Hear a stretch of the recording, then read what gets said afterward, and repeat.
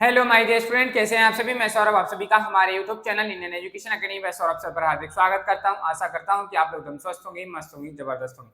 चलिए भाई, जैसा कि आप जानते हैं कि हमारी मैथमेटिक्स में 3 क्लासेस ऑलरेडी हो चुकी हैं। आज हमारी 4th क्लास है। इसमें आज हम सीखने जा रहे हैं कि जो हमारे इरेशनल नंबर्स होते हैं उनसे रिलेटेड कुछ इंपॉर्टेंट रूल्स यानी कि प्रॉपर्टीज हैं, एक्सिम्स हैं, आज हम उनके बारे में बात करेंगे। चलिए भाई, तो बिना किसी देरी के हम शुरू करते हैं अपनी क्लास।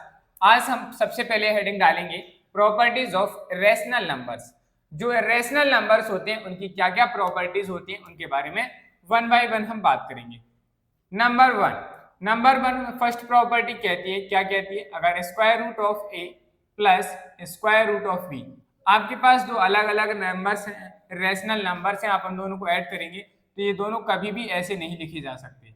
अगर आप इन्हें ऐसा लिखने की सोचते हैं तो आप ऐसा नहीं लिख सकते, ये बिल्कुल गलत है। ये लिखा है, इसे हम कहते हैं डज नॉट इक्वल। क्या कहेंगे? डज नॉट इक्वल कहते हैं, यानी कि इस चीज को आप ऐसे नहीं लिख सकते हैं। चलिए भाई, दूसरी बात करते हैं प्रॉपर्टी नंबर सेकंड।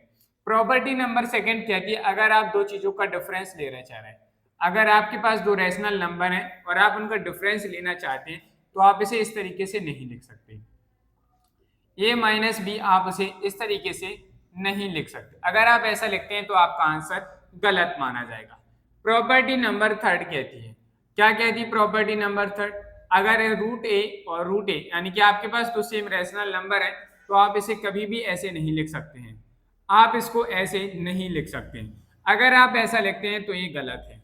क्या है भाई? ये गलत है, ये कभी भी ऐसा नहीं हो सकता। चलिए भाई, इसी से रिलेटेड फोर्थ प्रॉपर्टी के बारे में समझते हैं। आपके पास अगर सेम सिचुएशन ऐसी ही है तो आप आखिर में इसे लिखेंगे क्या? तो जब इन दोनों को आप ऐड करेंगे तो आपके पास आंसर निकल के आएगा two under root of A, two square root of A. आप इसे ऐसा लिखेंगे। क्या लिखेंगे? आप इस तरीके से लिख सकते हैं। अगर हम बात करें next question number 5, property number 5 कहती है, क्या कहती है, अगर आपके पास दो अलग अलग नंबर ए रूट बी, जब आप इनका मल्टीप्लाई करेंगे तो आप इसे ऐसे मल्टीप्लाई कर सकते हैं। आप इन दोनों का ऐसे मल्टीप्लीकेशन कर सकते हैं। चलिए भाई, नेक्स्ट प्रॉपर्टी क्या कहती है, जैसे मैंने आपके सामने एक नंबर लिखा ए अपॉन में अंडर रूट ऑफ ए, जब आप इससे इसको डिवाइड करेंगे तो हमारे पास आंसर बन के आएगा ए। आखिर ये आया कैसे, इस बात को समझते हैं। तो देखो भाई, क्या हम ए को लिख सकते हैं root A multiply by root A. नीचे हमारे पास डिनोमिनेटर में क्या है? Root A. जब हम रूट ए से रूट ए को डिवाइड करेंगे तो वन आएगा, और वन का मल्टीप्लाई रूट ए में करेंगे तो हमारे सामने कितना निकल के आएगा? रूट ए। तो जब भी इस तरीके का फॉर्म आएगा हम इसे डायरेक्ट क्या लिख देंगे? इस तरीके से लिख सकते हैं। समझ में आई बात? चलो, प्रॉपर्टी नंबर 7 की बात करते हैं। अगर कोई नंबर इस तरीके से लिखा है ए रूट के अंदर ए स्क्वायर बी, हम इसे क्या लिख सकते हैं? स्क्वायर है तो स्क्वायर रूट से एक इसका ए स्क्वायर हट जाएगा, तो आप इसे लिखेंगे ए रूट बी। क्या लिखेंगे? A root B. समझ में? आप इन सभी प्रॉपर्टीज को फॉलो करेंगे। अगर आप इनको जानते हैं तो भी आप समझ पाएंगे कि आखिर हम किसके साथ क्या कर सकते हैं। इरेशनल नंबर्स को हम कैसे लिख सकते हैं, कैसे जोड़ सकते हैं, कैसे हम सब्ट्रैक्ट करेंगे, कैसे हम मल्टीप्लाई करेंगे, कैसे डिवाइड करेंगे। इन सारी प्रॉपर्टीज की हेल्प से ही आप समझ सकते हैं। अगर आपको ये प्रॉपर्टीज समझ में आती हैं, आप उनको याद रखते हैं, तो यकीन मानिए आपको जो इरेशनल नंबर्स के जो क्वेश्चंस होंगे, रैशनलाइजेशन जो हमारा चैप्टर होगा, रैशनलाइजेशन, आप उनको बहुत आसानी से कर पाएंगे। वरना आप रैशनलाइजेशन चैप्टर पढ़ने में आपको बहुत दिक्कत होगी। समझ में आई बात? चलिए, तो ये थी हमारे 7 प्रॉपर्टीज जो आपको बहुत अच्छे से आनी चाहिए थी। आप लोगों को कोई डाउट हो इसमें तो पूछिए, नहीं है ना? चलिए भाई, अब आप लोग हेडिंग डालेंगे, नेक्स्ट हेडिंग। क्या डालेंगे? नेक्स्ट हेडिंग डालेंगे। तो यहाँ मैंने लाइन ड्रॉ किए दे रहा हूँ। नेक्स्ट हेडिंग अब हमारी होने वाली है क्या?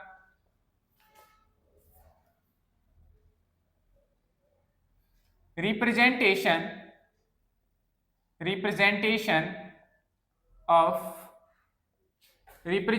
Of rational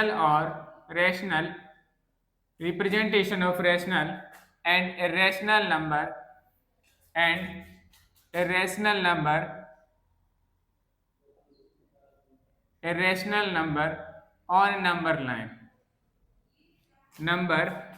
on number line.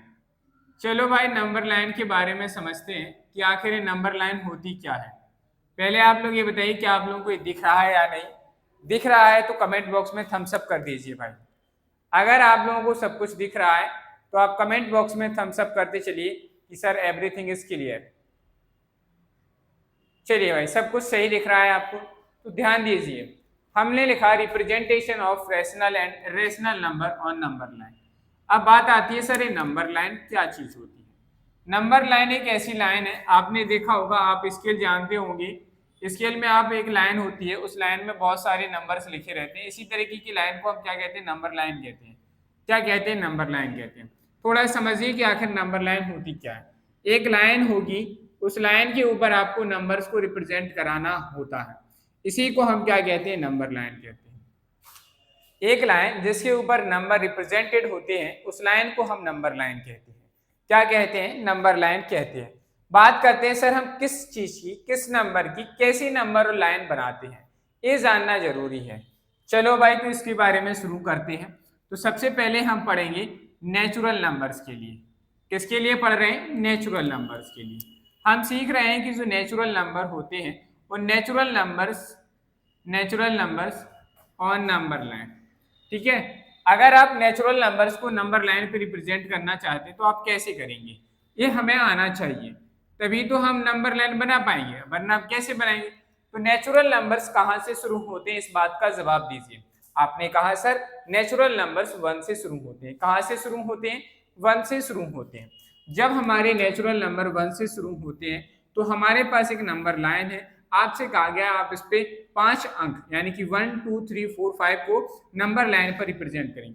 आप कहीं पर इसे 1 मानेंगे, पॉइंट मानेंगे, यहाँ से पॉइंट की शुरुआत करेंगे 1, यहाँ 2, यहाँ 3, यहाँ 4, यहाँ 5। एक बात याद रखिएगा भाई, अगर आप किसी भी नंबर को नंबर लाइन पर रिप्रेजेंट कर रहे हैं तो जैसे नंबर्स के बीच की जो डिस्टेंस है वो हमेशा इक्वल होनी चाहिए। अगर आप ऐसा करते हैं 1 यहाँ लिख दिया, 2 इसके पास लिख दिया, 3 यहाँ लिख रहे हैं, तो ये आपकी सही नंबर लाइन नहीं है। ध्यान रखिए भाई, नंबर लाइन बनाने में भी हमें कुछ बातें याद रखनी होती हैं। नंबर 1 बात, जब भी आप नंबर लाइन पे जितने भी नंबर्स रिप्रेजेंट कर रहे हैं उन नंबर्स के बीच की डिस्टेंस इक्वल होनी चाहिए। क्या होनी चाहिए, इक्वल होनी चाहिए। तो यहाँ पे हमने जितने भी नंबर्स लिखे उनके बीच की डिस्टेंस सेम है, यानी कि फिक्स्ड है। जितनी इनके बीच में उतने इनके बीच में, उतने इसके बीच में, उतने इनके बीच में। समझ में आई बात। तो इस तरीके से आप नंबर लाइन पे नेचुरल नंबर्स को रिप्रेजेंट कर सकते हैं। अगर आपसे कहा जाता है 6 तो आप 6 यहाँ लिखेंगे, 7 यहाँ लिखेंगे, और आप इसी तरीके से अपनी जैसे आपसे नंबर लाइन पूछी गई कि कितने नेचुरल नंबर्स आपको उस नंबर लाइन पे बनाने हैं, आप बड़ी आसानी से बना सकते हैं। बताइए भाई, इसमें किसी को कोई डाउट नहीं है ना। तो चलिए भाई बात करते हैं होल नंबर्स की। आखिर होल नंबर्स कहाँ से शुरू होते हैं ये आपको पता होना चाहिए। अगर आप इस बात को जानते हैं तभी आप इस क्वेश्चन का आंसर कर पाएंगे, अदरवाइज आप होल नंबर्स को नंबर लाइन पर रिप्रेजेंट नहीं कर पाएंगे। सिंपल सी बात है, हमें क्या बनानी है, लाइन बनानी है। चलो भाई, हमने एक लाइन खींच ली, इस लाइन पे हमें क्या करना है, नंबर लाइंस बनाना है। मान लीजिए हमने कहा हम नंबर लाइंस की शुरुआत यहाँ से कर रहे हैं, नंबर लाइन पर हम नंबर यहाँ से रिप्रेजेंट कर रहे हैं। होल नंबर हमारे 0 से स्टार्ट होते हैं, तो इस नंबर में हमें यहाँ पे जहां से हम नंबर लाइन पर नंबर्स को रिप्रेजेंट कर रहे हैं वहां हमें 0 को मेंशन करना होगा। अगर आप 0 को मेंशन नहीं करते हैं तो वो माना ही नहीं जाएगा कि आप होल नंबर्स को नंबर लाइन पर रिप्रेजेंट कर रहे हैं। 0 लिखेंगे, 0 के बाद हमारा 1 आएगा, 1 के बाद हमारा 2 आएगा, 2 के बाद हमारा 3 आएगा, और इसी तरीके से आप क्या कर सकते हैं, बाकी और भी होल नंबर्स को आप रिप्रेजेंट करते हुए इस नंबर लाइन पे बता सकते हैं। तो ये हमारी नंबर लाइन्स हो गई। क्या लिखा हमने, 0 1 2 3 4 5 6 7, आप जहां तक लिखना चाहे लिख सकते हैं।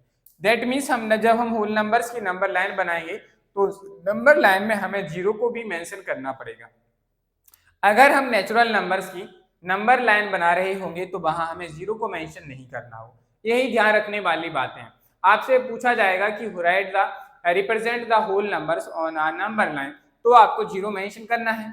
अगर आपसे कहा जाए represent the natural number on number line, तो आपको वहां पे 0 लिखने की जरूरत नहीं है, क्योंकि आपको ये नॉलेज होनी चाहिए कि नंबर लाइन में नंबर्स में नेचुरल नंबर्स हमारे 1 से शुरू होते, ना कि 0 से। 0 से तो नहीं होते ना, तो 0 अगर हम नेचुरल नंबर की लाइन में लिखेंगे तो ये हमारा नंबर लाइन रिप्रेजेंटेशन गलत हो जाएगा। समझ में आई बात। चलो अब आते हैं नेक्स्ट थर्ड नंबर जो हमारे होते हैं वो होते हैं हमारे इंटीजर्स। क्या होते हैं? इंटीजर्स। अब आपको पता है इंटीजर्स हमारे दो तरीके के होते हैं।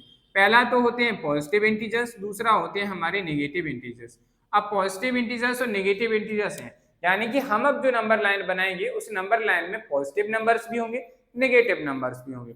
हमें इसमें पढ़ा था, हमने जब स्टार्टिंग फर्स्ट क्लास की थी उसमें हमने सीखा था कि जो जीरो हमारा होता है वो ना इधर पॉजिटिव नॉर नेगेटिव इंटीजर है, ना तो वो जीरो में पॉजिटिव में काउंट होता है और उसे हम ना ही नेगेटिव में काउंट करते हैं। यानी कि हम जो नंबर लाइन बनाएंगे उस नंबर लाइन में अब हमें जीरो भी बताना होगा, प्लस के नंबर्स भी बताने होंगे, माइनस के नंबर्स भी बताने होंगे।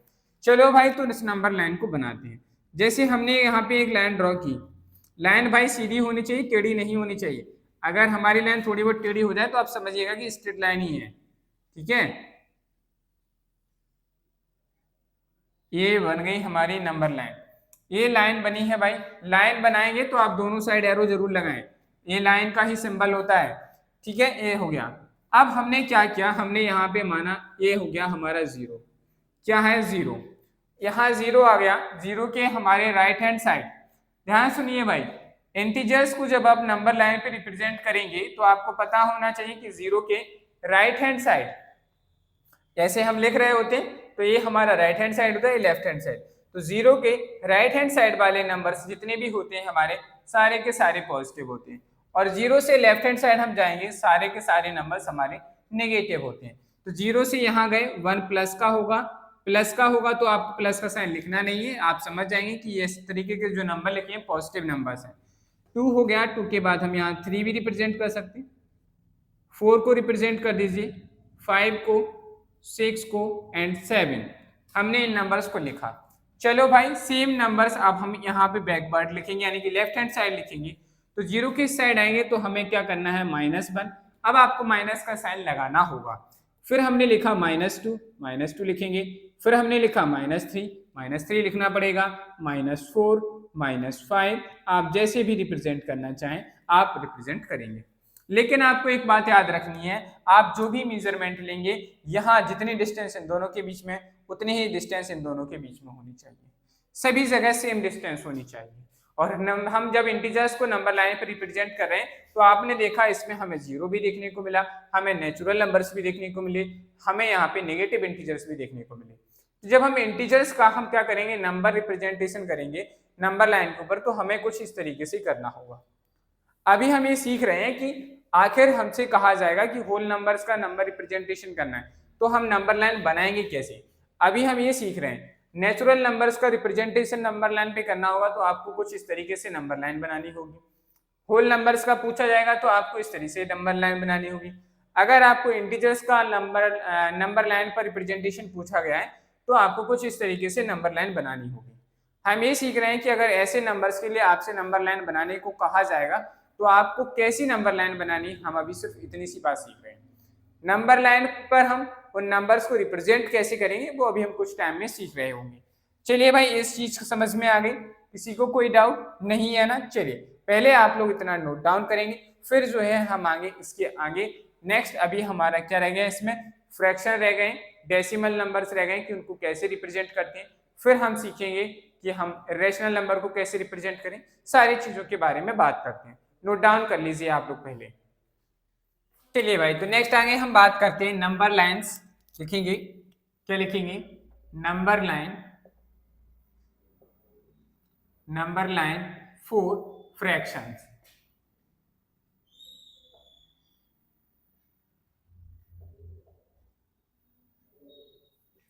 नंबर लाइन फॉर फ्रैक्शंस, हम फ्रैक्शन के लिए नंबर लाइन किस तरीके से बनाएंगे इस चीज को हमें समझना है।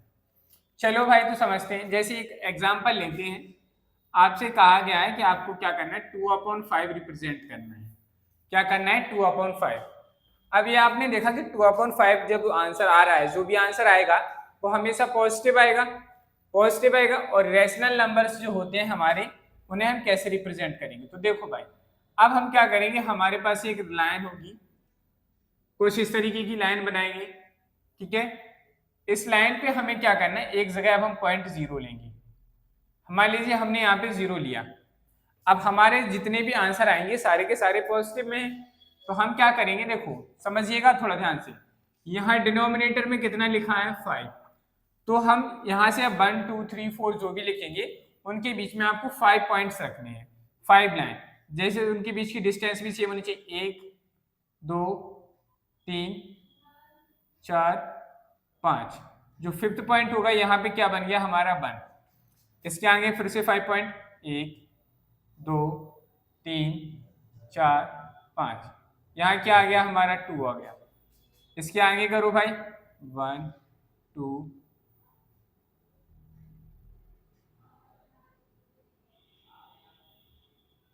1 2 3 4 5 3, ये हो चुका है भाई। चलो अब हमारे पास आया है, देखो जो आंसर आएगा हमारा उसे हम कैसे रिप्रेजेंट करेंगे, अब ये समझना है।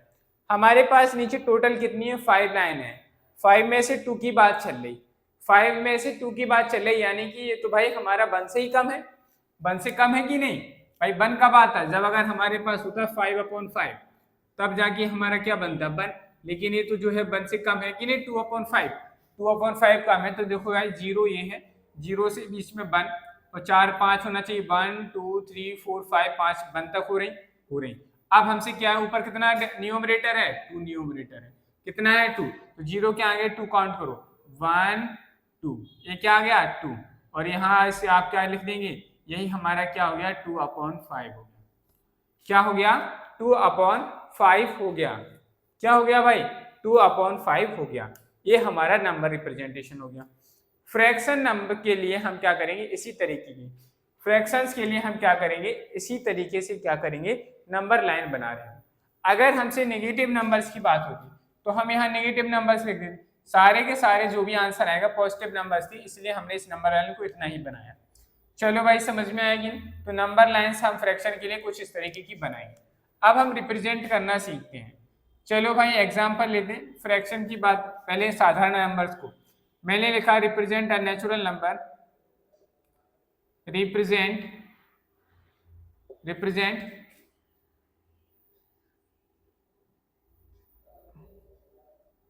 Represent 5 on number line। अब देखो भाई यहाँ तो रिप्रेजेंट 5 ऑन नंबर लाइन, 5 को रिप्रेजेंट करना है नंबर लाइन पर।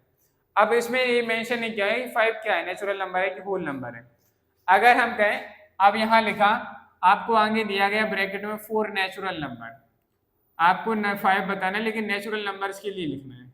चलो भाई अब इसमें नेचुरल नंबर लिख गया, तो जब हम नेचुरल नंबर्स को रिप्रेजेंट करेंगे नंबर लाइन पर, तो आपको यहाँ से एक पॉइंट मानते हुए एक लाइन ऐसी खींच देनी है रेस। यहाँ हमारा 0 तो होगा नहीं, 1 से स्टार्टिंग होते हैं नंबर लाइन, 1 2 3 4 और ये 5। अब जहाँ पे आपको 5 रिप्रेजेंट करना है उसको थोड़ा हाईलाइट कर दीजिए, ये हाईलाइटेड हो गया, ये 5 होगा, ये हमारे नंबर लाइन पे 5 का रिप्रेजेंटेशन हो गया, आंसर हो गया। अगर आपसे कहता है नेचुरल नंबर की जगह क्या आ जाता, आपको देखने को मिलता होल नंबर, क्या देखने को मिलता, होल नंबर देखने को मिलता, तब हम कैसी नंबर लाइन बनाते, वो देखो भाई। तब हम फिर से एक डॉटेड लाइन खींचते, स्टार्टिंग से लाइन खींचते, यहाँ अब स्टार्टिंग जो होगी वो 0 से होगी, फिर इसके बीच 1 2 3 4 और ये आ गया हमारा 5, ये 5 बन रहा है कि नहीं, 1 2 3 4 5, इसी को यहाँ हम लिख देते 5, ये बन गई हमारी क्या क्या होल नंबर्स के लिए। इन्हें आपको इसमें मेंशन नहीं करना है 1 2 3 4, आपको अंडरस्टूड रखना है, यहाँ 1 से शुरू हुआ, यहाँ 5 आ गया, यहाँ 0 से शुरू हुआ, ये 5, ये हमारी होल नंबर्स के लिए बन गई। किसके लिए बन गई, होल नंबर्स के लिए बन गई। अगर आपसे कहा जाता कि आपको रिप्रेजेंट करना है -5, +5 एंड -5, क्या करना है, प्लस का 5 एंड माइनस का 5। अब +5 और -5 एक ही नंबर लाइन पे रिप्रेजेंट करना है, तो आप क्या बनाएंगे, एक इंटीजर्स की नंबर लाइन बनाएंगे। क्या बनाएंगे, इंटीजर्स की नंबर लाइन बनाएंगे। आप इसमें एक जगह कहीं भी 0 पॉइंट लेंगे और आप प्लस का नंबर रिप्रेजेंट करेंगे इस साइड, माइनस का नंबर रिप्रेजेंट करेंगे इस साइड। तो यहाँ क्या आ जाएगा 1, एक 1 लिखना नहीं है, बस 1 2 3 4, भाई थोड़ा कम पड़ रही जगह, नंबर लाइन को बढ़ाओ आगे को, और ये हो गया हमारा यहाँ पे 5। अब हम +5 रिप्रेजेंट करना है, तो 0 से गए 1 2 3 4 5, यहाँ हमारा क्या आ गया 5 आ गया। अब -5 रिप्रेजेंट करना है, कैसे करेंगे? माइनस का 1, माइनस का 2, माइनस का 3, माइनस का 3, माइनस का 4 और ये हो गया हमारा माइनस का 5। इस तरीके से रिप्रेजेंट करना है। समझ में ये बात? तो ये हमारे नंबर लाइन्स के लिए, इंटीजर्स के लिए नंबर लाइन बन गई। -5 और +5 रिप्रेजेंट करना था, हमने कर दिया। तो हम इस तरीके से रिप्रेजेंट करेंगे। समझ में आई बात? चलो अब बात करते हैं फ्रैक्शंस के लिए। आखिर हम फ्रैक्शन को कैसे रिप्रेजेंट करेंगे? आपको दिए गए, मैंने लिखा जैसे 3/5, 7/5 और आपको दिया गया है -4/5। इन तीनों को आपको एक ही नंबर लाइन के ऊपर रिप्रेजेंट करना है। प्लस माइनस में है, रेशनल नंबर बनना है, तो आपको सबसे पहले क्या करना है? एक लाइन खींच दीजिए। हम क्या करेंगे? सबसे पहले एक लाइन खींचेंगे। अब देखिए भाई, हम यहाँ से लाइन ड्रॉ कर रहे हैं, लाइन सीधी ही बननी चाहिए।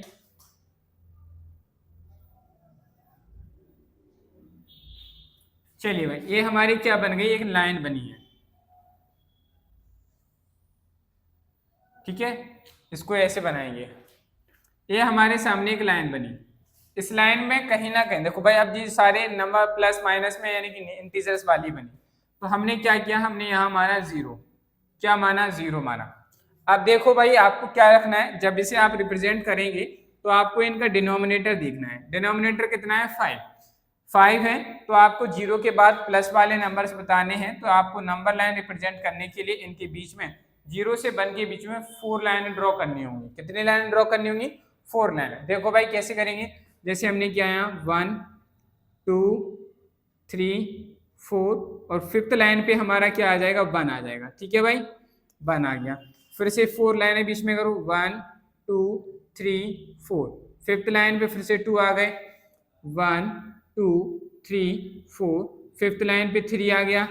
फिर से 5 लाइनें ड्रॉ करो, 1 2 3 4। 5th लाइन पे 4 आ गया। ऐसे हम क्या करेंगे? रिप्रेजेंट करते हुए चले जाएंगे। अब इस साइड भी हमें ऐसे ही करना है, तो इसके बीच में भी 4 लाइनें ड्रॉ करो, 1 2 3 4 5। -1 हो गया यहाँ पे, 1 2 3 4 5। -2 हो गया ये हमारा यहाँ पे, 1 2 3 4 5। -3 हो गया हमारा यहाँ पे। और भी आप ऐसे ही रिप्रेजेंट कर सकते हैं। कर लिया भाई। अभी हमने सिर्फ नंबर लाइन बनाई है कि हमें इस तरीके से नंबर लाइन बनानी है। अब नंबर लाइन बनानी है तो आपके मन में कैसे समझ में आएगा कि सर हमें इनको यहीं तक लेना है? देखो भाई, यहाँ पे जो भी आंसर आ रहा है डिनोमिनेटर से जितना कम है, अगर जितना डिनोमिनेटर होता है उससे कम ऊपर नंबर लिखा है, न्यूमरेटर है, तो आप समझ लेना कि उसकी वैल्यू 0 से कम 1 से कम है। मैंने क्या कहा? अगर न्यूमरेटर डिनोमिनेटर से छोटा है तो आप समझ जाएगा कि उसका आंसर 0 और 1 के बीच में आएगा, यानी कि वो 0 और 1 के बीच में आपको उस नंबर लाइन को रिप्रेजेंट करना होगा। अगर प्लस का होगा तो इस साइड आएगा, माइनस का होगा तो इन दोनों के बीच में आएगा। अब देखिए भाई, दूसरा केस क्या लिखा है? अगर डिनोमिनेटर छोटा है न्यूमरेटर से, या आप कह सकते हैं कि न्यूमरेटर बड़ा है डिनोमिनेटर से, तो आंसर जो है हमेशा वो 1 से कंप्लीट होने के बाद, यानी कि जब आप 5 से 7 को डिवाइड करेंगे तो लगभग एक बार में तो पूरा जाएगी, उसके बाद फिर कुछ बचेगा तो आप कहेंगे सर बिल्कुल, तो जो दूसरा नंबर आएगा वो 1 और 2 के बीच में आएगा। अब आप ऐसा भी कर लो कि यहाँ 2 कब आएगा? जब से 10 होगा ऊपर नीचे 5 2 से 10, यानी कि जो आंसर आएगा वो 1 और 2 के बीच में आएगा। यहाँ माइनस लिखा है तो 1 से कम ही है ऑलरेडी, तो ये हमारा यहीं आ जाएगा। इसलिए हमने फिर भी इनको थोड़ा आगे इसलिए बढ़ा के लिखा कि हमारी नंबर लाइन थोड़ी अच्छी दिखे। समझ में आए बात? चलो अब हम सबसे पहले रिप्रेजेंट करना चाह रहे हैं 3/5 को। 3/5 को रिप्रेजेंट करना चाह रहे हैं। 1 तक हम कब पहुंचते? जब 5/5 होता। तो अब ये तो 5 से 1 से कम ही है, तो हम क्या करेंगे? 0 और 1 के बीच में 5 लाने होनी चाहिए। 1 2 3 4 5, बिल्कुल 1 पे पहुंच गए तो 5 हो। इसमें हमें 3 लाइनें देखनी है, 1 2 3। ये जो है इस वाली लाइन पे जो डार्क लाइन मार्क किया गया, यही हमारा क्या रिप्रेजेंट कर रहा है? 3/5 को रिप्रेजेंट कर रहा है। 3/5 हो गया। चलो भाई, अब अपन रिप्रेजेंट करेंगे, हम रिप्रेजेंट करेंगे 7/5 को। 7/5 को कैसे रिप्रेजेंट करेंगे? देखो 5, अब 3/5 है, इसमें कितना और ऐड करना पड़ेगा? 4/5। कितना ऐड करना है? 4/5 ऐड करना है। तो देखो कैसे करेंगे, 1 2 3 4, 4 हो गया, ये हमारा क्या आ गया? 4/5। यानी कि अरे भाई 3/5 में 4/5 जोड़ेंगे तभी तो 7/5 होगा कि नहीं? तो ये हमारा 7/5 रिप्रेजेंट हो गया कि नहीं? तो हम यहाँ से गए 0.3 पे, 3/5 0 और 1 के बीच में आया, जो 3/5 कर दिया उसमें कितना ऐड करेंगे? 7/5 पे पहुंच जाए। आपने कहा सर 4/5 और ऐड कर दो, तो 5 1 होता, तो उससे पहले ही आ जाओ। 1 2 3 4, 4 पे आए, ये इसको ऐड लिया, यानी कि अब 0 से लेकर यहाँ तक की डिस्टेंस 7/5 है, यहाँ से लेके यहाँ तक की डिस्टेंस 0.3/5 है। हो गया है दोनों। अब देखो भाई, माइनस के 4/5, अगर ऊपर लिखा होता -5/-5 तो आंसर कितना आता? माइनस का बना आता, लेकिन ये तो माइनस बनाने से कम ही है, यानी कि जो 4/5 आएंगे वो 0 और -1 के बीच में आएंगे, तो डिनोमिनेटर कितना? 5, तो 1 तक होने चाहिए 5 लाइन, 1 2 3 4 5, 5 लाइन हो गई। ऊपर कितने हैं? 4, तो 4 लाइनें काउंट करो 0 से इस साइड की ओर, 1 2 3 4, 4 हो गया। तो यहाँ पे जो हमारा ये पॉइंट हमने मेंशन किया, ये हमें रिप्रेजेंट करता हुआ दिखाई दे रहा है -4/5। क्या रिप्रेजेंट कर रहे हैं? -4/5। तो ये हमारे एक ही नंबर लाइन पर तीनों फ्रैक्शन यानी कि पॉजिटिव और नेगेटिव फ्रैक्शंस को हमने क्या कर दिया? रिप्रेजेंट कर दिया। बताओ भाई, इसमें किसी को कोई डाउट, कोई कंफ्यूजन है तो बताइए। कर लोगे कि नहीं? कर पाओगे नंबर रिप्रेजेंटेशन? समझ में आ रही है कि नहीं बात? हाँ भाई, इसी तरीके से आपको क्या करना है? नंबर्स का रिप्रेजेंटेशन करना है। समझ में आ गई बात? चलिए, अब आप लोग क्या करेंगे? सबसे पहले आप लोगों ने नोट डाउन करिए, फिर हम कुछ रेशनल नंबर्स के बारे में बात करते हैं। नोट डाउन कर लीजिए। चलिए भाई, तो अभी हमने सीखा कि हमारे पास अगर natural number, whole numbers, integers या फ्रैक्शन आएंगे तो हम उन्हें कैसे रिप्रेजेंट कर सकते हैं नंबर लाइन पर, वो हमने सीखा कि हम इस तरीके से रिप्रेजेंट करेंगे। अब बात करते हैं इरेशनल नंबर्स की। इरेशनल नंबर्स को नंबर लाइन पर रिप्रेजेंट करने के लिए हमें प्रोटेक्टर, कंपास, इन सभी चीज़ों की आवश्यकता होती है। इसलिए मैं आज जो है आपको इरेशनल नंबर्स का रिप्रेजेंटेशन नहीं बता रहा हूँ। हम इसके बारे में कल करेंगे। कल मैं बढ़िया आपको यहाँ पे मार्क, कंपास वगैरह लेके सब बताऊंगा कि कैसे हम क्या कर रहे हैं, यहाँ ऐसे आर्क लगाना है, ठीक है? तो आप इस तरीके से आर्क लगाएंगे, तो हम वो आपको कल करके बताएंगे। तो कल की क्लास में हम सीख रहे होंगे कि रेशनल नंबर्स को हम नंबर लाइन पर कैसे रिप्रेजेंट करते हैं। इसी के आगे अब हमें पढ़ना है कि जो हमारे पास रेशनल नंबर है वो प्रूफ करने के लिए आते हैं। क्या करने के लिए आते हैं? क्वेश्चंस में हमसे पूछा जाता है कि आप प्रूफ करिए। तो सबसे पहले अब बात करते हैं नेक्स्ट क्वेश्चन की। हमने कहा जाएगा प्रूफ दैट आपको प्रूफ करना है, proof that √2 is an irrational number. आपसे पूछा गया, आप यह प्रूफ करके बताइए कि जो √2 है ये क्या है? एक इरेशनल नंबर है। तो हम इस क्वेश्चन को कैसे सॉल्व करेंगे, ये हमारे लिए क्वेश्चन है।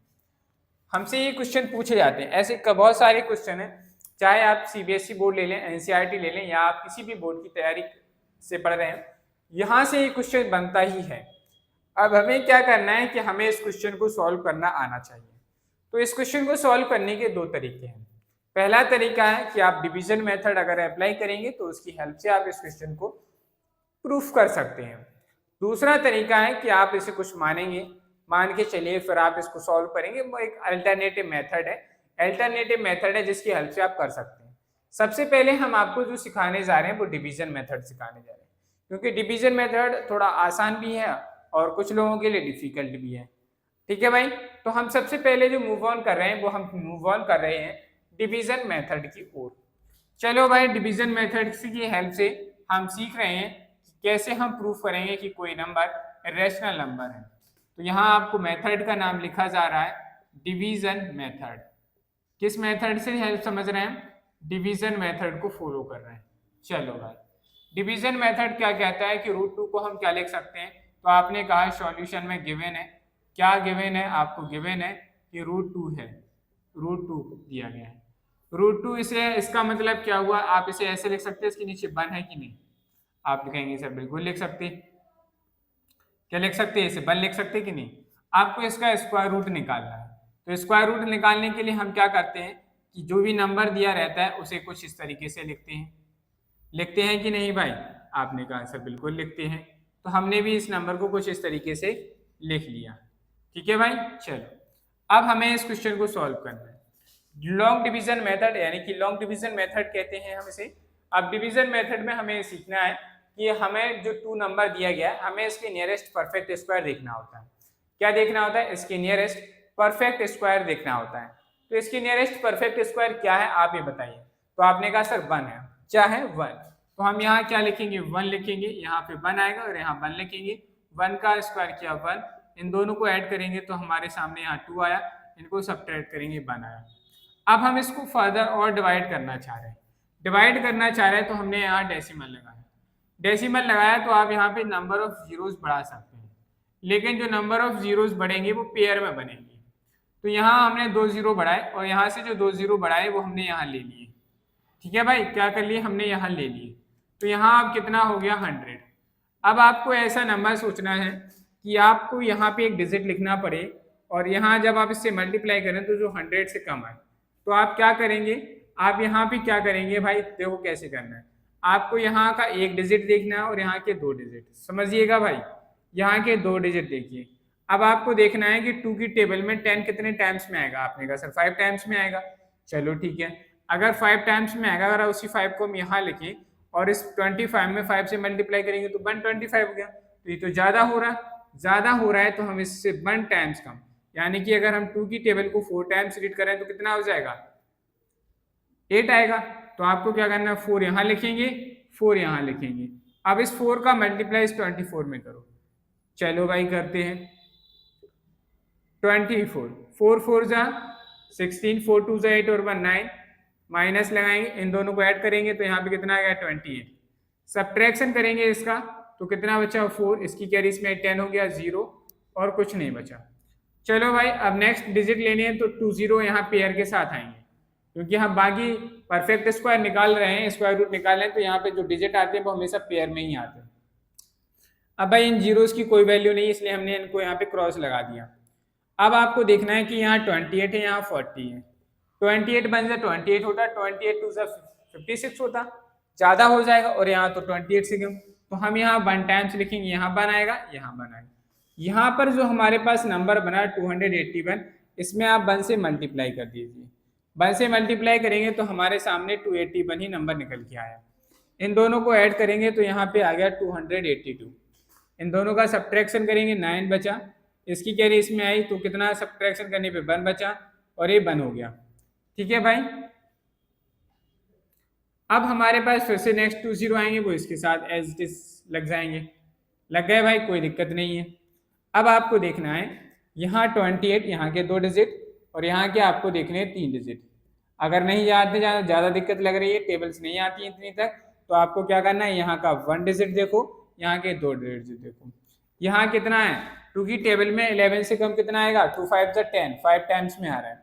अब आपको क्या करना है, थोड़ा रफ वर्क करने की आवश्यकता पड़ जाती है, तो आप क्या करेंगे 2 8 2 5, अब 5 टाइम्स आ रहा है, इसमें आप 5 से मल्टीप्लाई करके देख लो। 5 से मल्टीप्लाई करेंगे, 5 5 जा 25, 5 2 जा 10 और 2 12, 5 8 जा 40 और 1 41, 5 4 जा 5 2 जा 10 और 4 14। यहाँ भाई 14 आ रहा है और यहाँ कितना है 11, बिल्कुल नहीं हो सकता। एक बार कम रीड करेंगे यानी कि 4 टाइम्स में चला जाएगा। चलो भाई, तो हमने यहाँ पे फिर क्या लिखा, 4 लिखा, यहाँ 4 लिखा, यहाँ पे भी 4 आएगा। चलो भाई, इनको ऐड करना है तो ऐड करके लिख लो 8 2 8 2। ठीक है, चलो अब आपको क्या करना है, इस 4 का आप यहाँ पे मल्टीप्लाई करेंगे, जो भी आंसर आएगा उसे यहाँ लिखेंगे। 4 4 जा 16, 4 2 जा 8 और 1 9, 4 8 जा 32, 4 2 जा 8 और 8 और 11 30, हाँ 8 और 3 11 हो गया, इतना आ गया भाई। सब्ट्रैक्शन करेंगे, कितना बचा 4, इसकी कैरी इसमें 10 हो गया 0 बचा, इसकी कैरी इसमें 3 हो गया 6 बचा, कुछ नहीं बचा भाई, क्रॉस में लगा देंगे। फिर से नेक्स्ट 2 0 बढ़ाएंगे और हमारे पास फिर से 2 0 आ गए। चलो भाई करते हैं नेक्स्ट स्टेप में। अब बात आती है सर कितने टाइम्स में डिवाइड होगा। यहाँ देखो 28 देख लो, यहाँ का 2 देख लो, यहाँ का 6। 2 की टेबल में 6 कितने टाइम्स में आ रहा है? 3 टाइम्स में। तो इसके आगे 3 लगा के देख लो, जो नंबर दिया है इसके आगे 3 लगा के देखो। 2 8 2 8 3 मल्टीप्लाई बाई 3, 3 3 जा 9, 3 8 जा 24, 3 2 जा 6 और 2 8, 3 8 जा 24, 3 2 जा 6 और 1 7। देखो भाई अगर हम इसको 3 टाइम्स में मल्टीप्लाई करेंगे तो अपने पास 74,000 आ रहा है और यहाँ 60,000 है तो ज़्यादा हो रहा है, यानी कि 2 टाइम्स जाएगा। 2 टाइम्स जाएगा, 2 यहाँ लिखेंगे, 2 यहाँ लिखेंगे, जो भी आंसर आएगा मल्टीप्लाई करने के बाद उसे यहाँ लिखेंगे। इस 2 का इस पूरे पार्ट में मल्टीप्लाई करो, 2 2 जा 4 हो गया, 2 8 जा 16 हो गया, 2 2 जा 4 और 1 5 हो गया, 2 8 जा 16 6 आ गया, 2 2 जा 4 और 1 5 आ गया। सब्ट्रैक्शन करेंगे, 0 में से 4 को किया 6, इसकी कैरी इसमें 7 हो गया 3, इसमें की कैरी इसमें हो गया 6 और 8 बचा, इसकी कैरी इसमें हो गया 7, 3 बचा, इसकी कैरी इसमें कुछ नहीं। फिर से भाई नंबर ऑफ जीरोस बढ़ाएंगे, आपके पास जीरो बढ़ते हैं और आप इसी तरीके से डिवीजन मेथड को चलाते चले जाएंगे। ठीक है भाई, क्या होती जाएगी? आपने देखा सर डिवीजन मेथड की प्रोसेस कंटिन्यूसली होती जा रही है। चलो भाई अब आप इस तरीके से और करना चाहें तो हमारे पास अभी 4 डिजिट ऑलरेडी आ चुकी, 1.4142। तो आपको एक आइडिया लगा कि सर यहाँ 4 के बाद 1 था, 4 के बाद फिर यहाँ 2 आ गया। अब हम एक बार और देख लेते हैं भाई, करके देख लो, कोई दिक्कत नहीं है। इनको ऐड करो भाई, कितना आ रहा? 2 2 4 8 2 8 2। यहाँ 2 है, यहाँ 3 है, कितने टाइम्स में जाएगा? 2 बन जा 2, 1 टाइम्स में जा रहा है भाई। 1 टाइम्स में करेंगे कोई फर्क नहीं, बिल्कुल सही जा रहा 1 टाइम्स। 1 यहाँ लिखो, 1 यहाँ लिखो, 1 से मल्टीप्लाई कर दो, जो आ रहा है उसे लिख दो। 1 और 1 2 हो गया, 4 हो गया, 8 हो गया, 2 हो गया, 8 हो गया, 2 हो गया। चलो भाई 1 का मल्टीप्लाई करेंगे, 1 आ गया, 4 आ गया, 8 आ गया, 2 आ गया, 8 आ गया, 2 आ गया। सब्ट्रैक्शन करेंगे, 9 बचा, इसकी कैरी इसमें हो गया 5 5 बचा, इसकी कैरी इसमें 9 7 हो गया, इसकी कैरी इसमें 3 0 हो गया और 0 हो गया। ठीक है भाई, इसकी कैरी सब्ट्रैक्शन होगा तो 0 आ गया और यहाँ पे 1 बचा, इतना बचा हुआ है भाई। अब हम इसके आगे फिर से जीरो, नंबर ऑफ जीरोस बढ़ाएंगे, बढ़ा दो भाई, और आप आगे भी प्रोसेस करते रहेंगे। तो हमने देखा जब हम इतना कर पाए तो यहाँ इसमें नंबर ऑफ डिजिट्स रिपीट नहीं हो रहा है, यानी कि नॉन टर्मिनेटिंग है और नॉन रिकरिंग नंबर्स आ रहे हैं। अब हमें क्या लिखना है उस चीज को समझो। देखिए भाई अब हम यहाँ आगे क्या लिखेंगे, इसी तरीके से प्रोसेस होती रही। तो हमने लिखा √2 की जो वैल्यू निकल के आई हमारे पास, वो क्या निकल के आ रही है? 1.41421 और आगे नंबर्स चलता रहा है। दिस इज, अब हम क्या लिखे आगे? This is not terminating, this is not terminating and non-recurring form.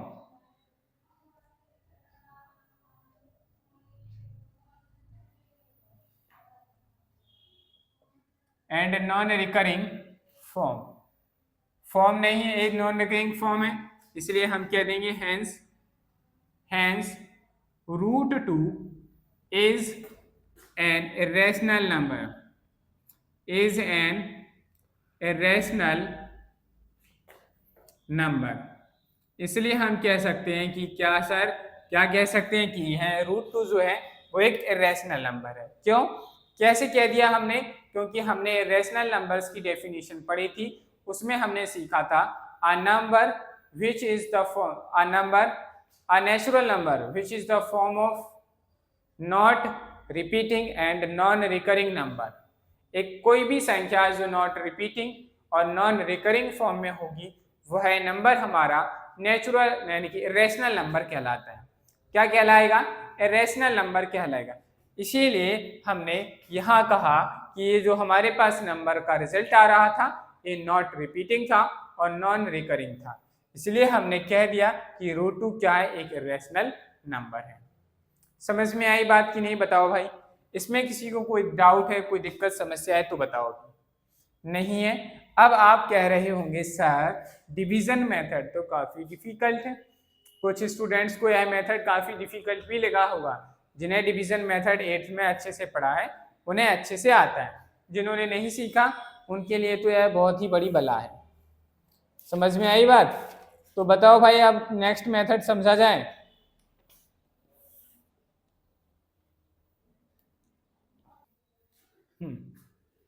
चलिए भाई, तो अब हम बात करते हैं नेक्स्ट मेथड की।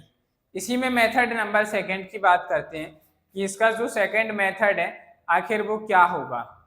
चलो भाई, बात करते हैं सेकंड मेथड की। तो ये हो गया डिवीजन मेथड फर्स्ट। अब बात कर रहे हैं इसी क्वेश्चन को सेकंड मेथड से करने की। सेकंड मेथड, सेकंड मेथड में हम कैसे करेंगे इसको समझते हैं। सबसे पहले हम क्या लिखेंगे, लेट रूट 2 विया रैशनल नंबर, विया रैशनल नंबर। हमने माना कि जो हमारा रूट 2 है वो कैसा है, एक रैशनल नंबर है, इसलिए हमने लिखा कि root 2 is equal to a upon b. ठीक है।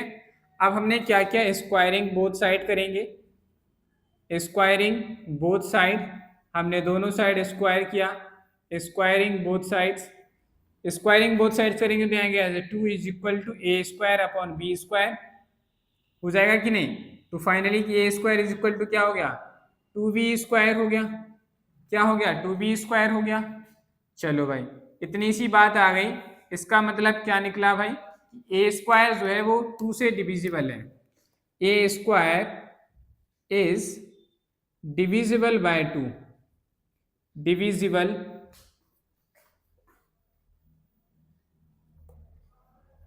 A square is divisible by 2 and so, और इसलिए ए भी क्या होगा फिर 2 से डिविजिबल होगा। So and so A is also divisible by 2, also divisible by 2। ठीक है भाई, ए स्क्वायर डिविजिबल है 2 से, तो ए भी डिविजिबल होगा 2 से। आपने कहा सर बिल्कुल स्क्वायर रूट लेंगे इसका। अब आप इसे इक्वेशन नंबर फर्स्ट मानो। क्या मानेंगे इसे, इक्वेशन नंबर फर्स्ट। अगर ऐसा है तो हमने कहा सर ठीक है, अगर ए जो है, ए की वैल्यू क्या हमने मानी कि ए जो है वो मल्टीपल ऑफ 2 है। यहाँ हमने कोई दूसरा कांस्टेंट ले लिया, ए इज इक्वल टू 2c। अगर हम इसका स्क्वायर करें, क्या करें भाई, अगर हम इसका स्क्वायर करेंगे तो हमारे पास क्या आंसर निकल के आएगा। आपने कहा सर अगर हम इसका स्क्वायर करेंगे ए स्क्वायर इज इक्वल टू क्या आ जाएगा, 4c स्क्वायर। क्या आ जाएगा, 4c स्क्वायर आ जाएगा। यहाँ दिख रहा है कि नहीं, पहले ये बताओ थोड़ा भाई।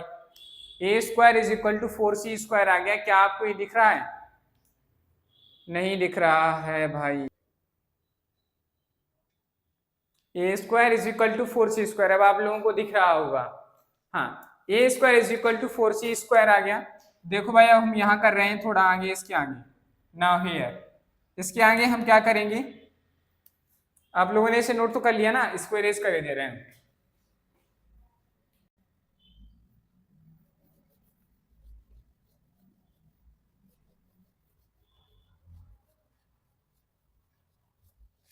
चलिए भाई, तो अब हमारा क्या आ जाएगा, A square is equal to 4c square आ गया। ए स्क्वायर हमारा किसके इक्वल है, 2b स्क्वायर के। तो हमने क्या लिख दिया फिर, 2b square is equal to क्या हो जाएगा, 4c स्क्वायर। यहाँ 2 से इसको कैंसिल करेंगे 2 टाइम्स, तो v square is equal to कितना आ गया, 2c स्क्वायर। यानी कि इसका मतलब क्या हुआ, v स्क्वायर जो हमारा किससे डिविजिबल है, 2 से डिविजिबल है, तो इसे इक्वेशन नंबर सेकंड मान लो। तो हमने कहा v square is divisible by 2। ठीक है, 2 से डिविजिबल है। अब देखो भाई, हमें इक्वेशन नंबर फर्स्ट और इक्वेशन नंबर सेकंड का कंपैरिजन करना है। क्या करना है, इक्वेशन फर्स्ट और इक्वेशन नंबर सेकंड का कंपैरिजन करना है। तो बताओ भाई हम क्या कर सकते हैं।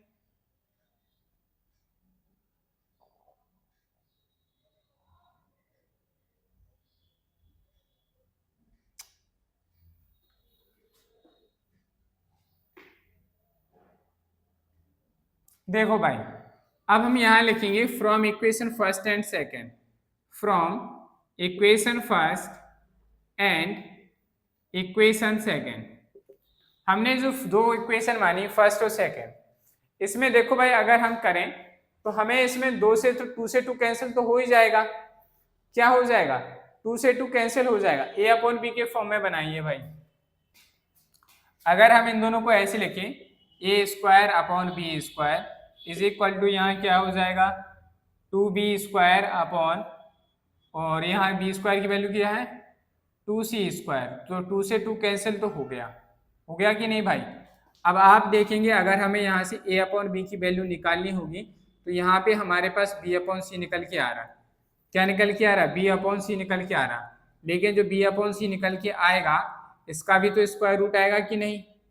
नहीं, प्लस माइनस में आएगा। अब यहाँ पे हमारे पास जो कॉमन फैक्टर बनना है, सिंप्लीफाई करेंगे जब इनका स्क्वायर रूट लेंगे तो स्क्वायर रूट लेने के बाद A upon B is equal to B upon C आ रहा है। लेकिन अब हमारे पास यहाँ पे जो नंबर बचेगा इसमें जो कॉमन फैक्टर होगा वो सिर्फ क्या होगा? 1 होगा। इसमें कॉमन फैक्टर क्या है? सिर्फ 1 है। 1 के अलावा इसमें और कोई कॉमन फैक्टर नहीं है। 1 के अलावा इसमें कोई और कॉमन फैक्टर नहीं है। तो हमने देखो भाई क्या पढ़ा था? चलो भाई, तो क्या आया? हमारा एक नंबर निकल के आया, ए स्क्वायर अपन बी स्क्वायर करेंगे, टू से टू कैंसिल हो गया और ए अपन बी अपन सी बचा। ठीक है, तो हमने देखा कि हमारे पास 1 के अलावा इन दोनों में और कोई भी कॉमन फैक्टर नहीं बच रहा। क्या नहीं बच रहा? Common factor. तो हम लिखेंगे since a and b have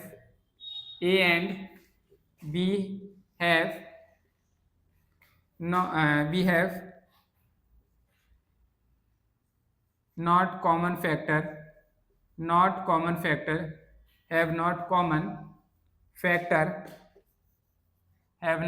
factor other than unity के अलावा दूसरा कोई अदर देन यूनिटी के अलावा इनका कोई भी फैक्टर नहीं बन रहा है। इसलिए हम कह देंगे कि जो रूट 2 है, therefore root 2 is not a rational number, यानी कि root 2 is a irrational number। Root 2 is an irrational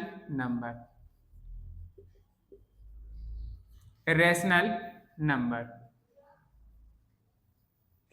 ठीक है, लिख दिया भाई, therefore root 2 is an irrational number. तो ये हमारे क्वेश्चन में हमने प्रूफ कर दिया कि जो रूट 2 था वो कैसा एक रेशनल नंबर है। देखिए भाई, एक बार थोड़ा सा इसके बारे में डिस्कस कर लेते हैं कि आखिर हमने इसमें किया है। तो हमने सबसे पहले माना कि रूट 2 जो एक रेशनल नंबर है उसको हमने इस फॉर्म में लिखा, इन दोनों का स्क्वायर किया तो हमने एक इक्वेशन निकाली, A square is equal to 2b square. यानी कि जो ए स्क्वायर है वो 2 के मल्टीपल्स है, 2 की जो वैल्यू आ रही है वो उसका 2 का मल्टीपल है। यानी कि जो ए स्क्वायर होगा वो 2 से डिविजिबल होगा कि नहीं? तो आपने कहा सर बिल्कुल। तो इसी बात को हमने लिखा कि ए square is divisible by 2 and so A is also divisible by 2। तो ए भी 2 से डिविजिबल होगा, यानी कि ए का जो फैक्टर रहा होगा वो कुछ भी ना कुछ नंबर रहा होगा वो 2 का मल्टीपल है। तो हमने इसको माना, इसका स्क्वायर किया। इसका स्क्वायर करने के बाद हमने इसको सिंप्लीफाई किया। ए स्क्वायर की वैल्यू हमने क्या रखी? 2b square. तो b square is equal to निकला 2c स्क्वायर। अब हमारे पास यहाँ पे दो इक्वेशन बनी, इक्वेशन नंबर फर्स्ट और इक्वेशन नंबर सेकंड।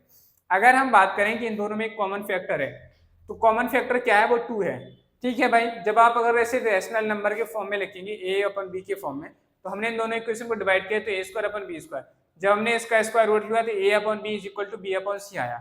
क्या आया? बी अपन सी आया। अब हमारे पास जो नंबर निकल के आ रहे हैं, इनका जो हमारे पास ये जो फॉर्म बन रहा है, ये दोनों एक दूसरे के इक्वल तभी हैं जब इन दोनों में इनका अलावा इनका कोई भी कॉमन फैक्टर नहीं होगा। इनके 1 के अलावा इनका कोई कॉमन फैक्टर नहीं होगा, क्योंकि भाई स्क्वायर रूट लेंगे तो जो भी नंबर प्राप्त होगा उसका 1 के अलावा कोई कॉमन फैक्टर होगा ही नहीं। अगर कॉमन फैक्टर होता तो वो पहले ही ऑलरेडी सिंप्लीफाई हो जाते कि नहीं? इसीलिए फिर हमने क्या लिखा? हमने लिखा सिंस ए और बी जो हमारे पास नंबर है, ए और b have not common factor other than unity के अलावा इनके पास कोई दूसरा कॉमन फैक्टर नहीं है। अगर हम इस चीज को इक्वेशन को और सॉल्व करेंगे भाई, अगर हम इस इक्वेशन को और सॉल्व करेंगे तो हमारे पास आंसर आएगा B square is equal to A C. और अगर हम यहाँ से b की वैल्यू निकालेंगे under root of A C आ गया। अब ये चीज रूट में आ रही है, रेशनल है, हमें कैसे पता चलेगा? इसलिए हमने कहा कि जो बी और ए और बी है इनके अलावा इनका कॉमन फैक्टर यूनिटी नहीं है, तो हम कह देंगे therefore root 2 is an irrational number, क्योंकि हमारे पास उस चीज की एग्जैक्ट वैल्यू नहीं निकल के आई, जिसकी एग्जैक्ट वैल्यू हम फाइंड आउट नहीं कर सकते वो हमारा क्या होगा, इरेशनल नंबर होता। हमने इरेशनल नंबर में पढ़ा था कि अगर आप किसी नंबर का स्क्वायर रूट निकालते हैं और अगर आप exactly square root find out कर सकते हैं तो आप उसे क्या कहेंगे, रेशनल नंबर कहेंगे, नहीं कर सकते तो इरेशनल। हमारे सामने b equal to under root of AC बन रहा है, क्या हम इसकी एग्जैक्ट वैल्यू फाइंड आउट कर सकते हैं, नहीं कर सकते, इसीलिए हमने कह रहा है कि 1 के अलावा कोई उनका कॉमन फैक्टर नहीं है, इसलिए हम कह रहे हैं therefore root 2 is an irrational number, इसलिए रूट 2 कैसा है, इरेशनल नंबर है। समझ में आई बात? तो हम इस तरीके से क्या करते हैं, इरेशनल नंबर को प्रूफ करते हैं। चलिए भाई, ये थे हमारे दो मेथड इरेशनल नंबर को प्रूफ करने के, आपको समझ में आए होंगे। आशा करता हूं कि आज की क्लास आप लोगों को पसंद आई होगी। अगर क्लास पसंद आई है तो वीडियो को लाइक करें, चैनल को सब्सक्राइब करें, बेल आइकन को प्रेस करें, जिससे कि आपको हमारी आने वाली नेक्स्ट क्लासेस का नोटिफिकेशन समय पर मिलता रहे। और अब वीडियोस को अपने फ्रेंड्स के साथ शेयर करें, जिससे जुड़कर कि वो भी अपनी मैथमेटिक्स की प्रिपरेशन को बेहतरीन कर सकें। चलिए भाई, कल आप लोगों को प्रोटेक्टर, कंपास, स्केल, ये सारी चीजें लेकर बैठना है, क्योंकि हम कल सीख रहे होंगे रेशनल नंबर का रिप्रेजेंटेशन और नंबर लाइन पर। ठीक है भाई, चलिए आज के लिए इतना ही रखते हैं, मिलते हैं कल।